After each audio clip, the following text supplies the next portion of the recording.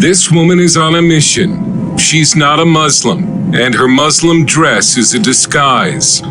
Her mission is for Muslims to know what is in the Qur'an, because she says if more Muslims knew what was in the Qur'an, more would leave Islam. Alright folks, welcome back to the channel. This video is not an easy topic to address, but the more I have looked into this, the more that I'm convinced that I need to. Guys, listen, this might just be the most important video you'll watch this year, and I'm not even joking. If you are Muslim, or you have ever wondered what Islam is really about, then buckle up, because this is about to get wild. Now, this video has already gotten over 1 million views on YouTube.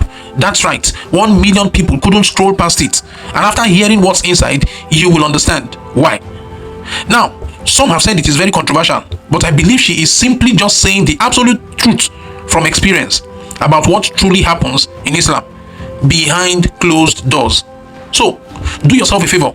Watch till the end, because once you hear her story, you might not look at Islam the same way again.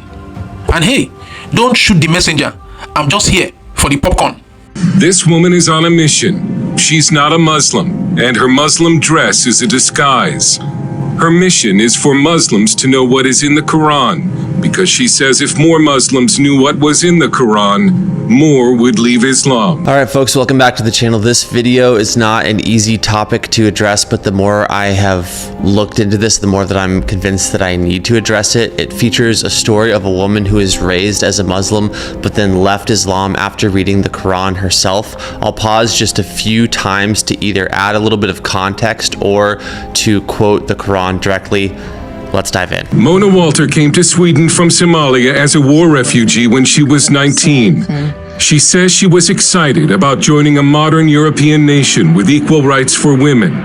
But as a young Muslim woman, that was not the Sweden she encountered.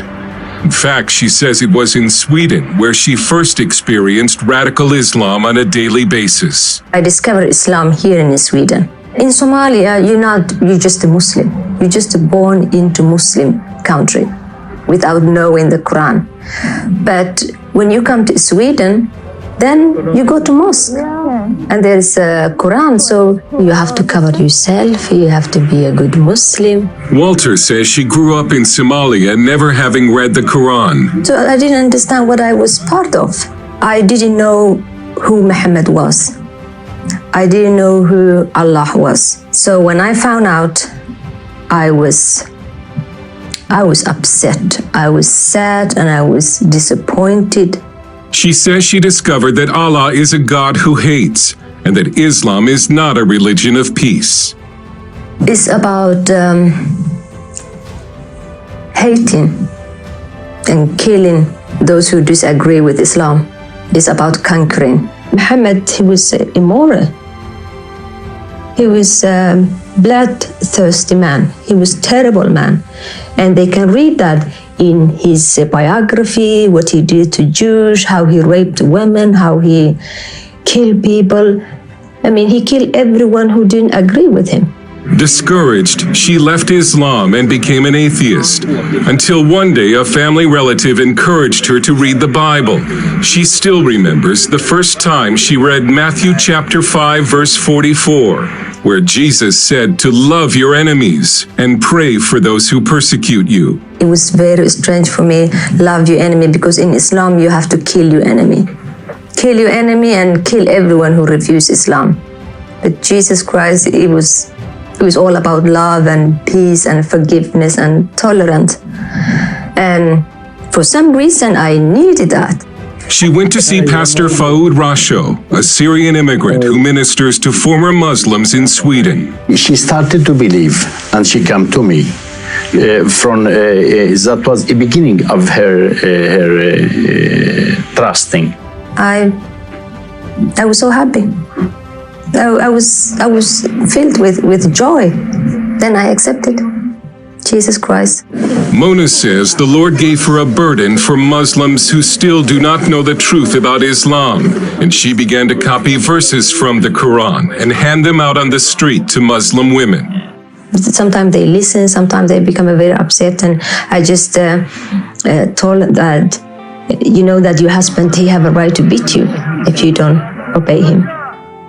and say, no, it does not say that. Yes, it says that. Okay, so the verse that she's talking about here says, this is Quran 4:34. It says this. I thought that if I tell them about Muhammad and about the Quran and this God of Islam who hates, who kills, who discriminates women, maybe they will have a choice and leave. But in politically correct Sweden, Mona Walter has come under attack for simply telling Muslims what is in the Quran. And I've been called Islamophobe, and yeah, you've been bought, you're a house and stuff like that, terrible things. She has also been called a racist. Walter warns that Islamic radicalism is a serious threat in Sweden and says Swedish society should care more about women trapped in Islam. They will think like, oh, we're in Sweden, we have freedom of religion. But Muslim women don't have a freedom of religion. They live under the law of Allah, not under the Swedish law. So they will suppose everyone have a freedom of religion. We don't have freedom of religion. It's not for Muslim women, it's for everyone else. She lives under death threats and sometimes travels with police protection.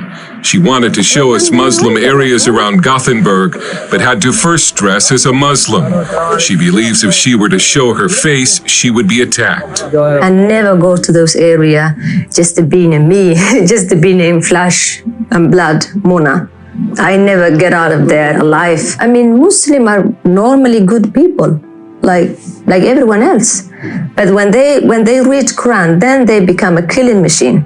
This so-called ISIS or Al-Shabaab or Boko Haram, they're not extremists, they're not fanatical, or they're just a good Muslim who follow the teachings of Islam. The Prophet Muhammad, he did that.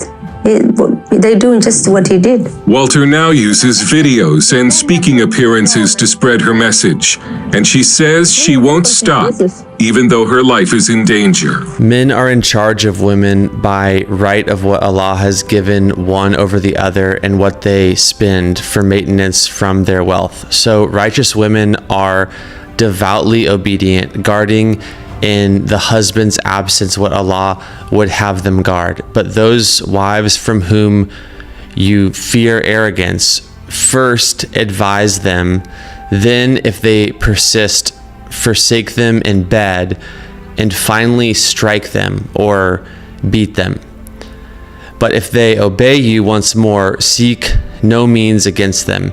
Indeed, Allah is ever exalted and grand. Now, a common response to this is that the word hit there or beat there really means to hit lightly. I actually had the chance when in the Middle East to ask this exact question to a Muslim imam, and he demonstrated the way he recommended that men punish their wives. Here's a small clip of that conversation. How can I strike her? He say, you bring this, you know what we call this? Give me your hand. I slap you with this. Don't do these mistakes. Okay? This is the teaching of the Prophet Muhammad. Now you understand. But I actually also came across a verse in Sahih Muslim Book 4 Hadith 21:27 where Aisha reported, quote, I have not seen any women suffering as much as believing women. Look, her skin is greener than her clothes.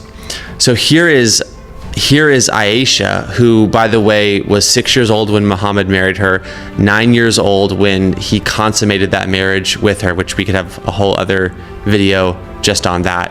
But here's Aisha admitting that Muslim women are green with bruises. So all I'm saying is please look at this topic yourself. Don't take my word for it.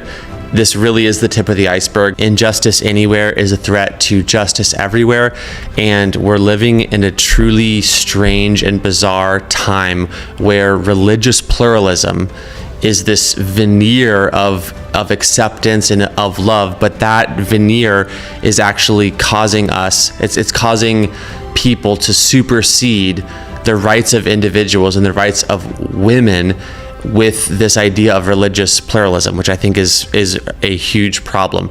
So lastly, look at this graph from the UN women from UNICEF, showing the extent to which the mistreatment of women has been accepted even by women in Muslim countries around the world. So as you're looking at this graph, let me just say one more time that the aim of this video is not to insult or disrespect or disparage any Muslim people, any Muslim fellow human beings. This is not an attack on people. It's more so that as I come across information like this, I think that we have a responsibility to show that there are some very significant problems with some ideologies within Islam, that these things have a real world impact. So in other words, because we're called to love people, we have to expose things that are working against human rights and working against human flourishing. So I think that that's it for now for a video like this.